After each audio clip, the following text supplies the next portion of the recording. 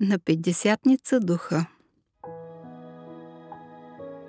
Разпнаха те в Йерусалим и твоите най-близки ученици показаха се слаби и страхливи. Там, в Йерусалим, градът на болка и омраза, градът на горест и печал. Но ти възкръсна в тържество и слава, яви им се един път, два и три, и с всичката любов, която сам ти си, заръча им да чакат святия обед. Там, в горницата на пасхалната вечеря, отдето Юда тръгна да те предаде. И тръпнещи в единство, в молитва и прошение, ожидаха те утешителя от небеса, духът на истината, който ще ги изпълни с сила и слова.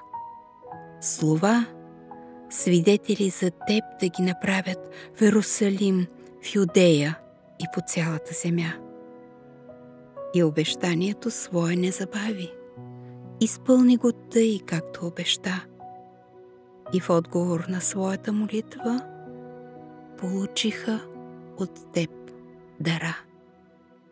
Дошъл с хвученето на силен вятър, като огнени езици върху тях се настани, и с сила пратена отгоре, чрез святия си дух, ги ти роди.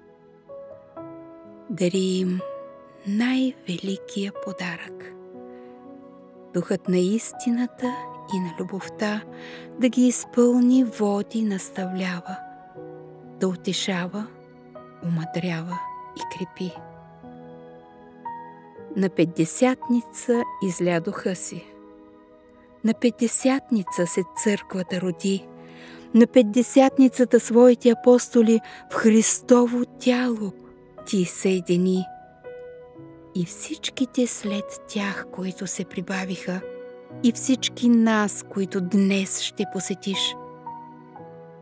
И ето, 20 века от тогава на Петдесятницата с огъня пламтиш и новите апостоли на вярата към тялото Христово ти крепиш. И казваш ни: честит рожден ден, църкво на Исуса! Честит рожден ден, църкво на Христа! И днес сърце си издигни нагоре и с вяра погледни към небеса, отгдето Бог Отец в името Христово излива пак на Петдесятница духа.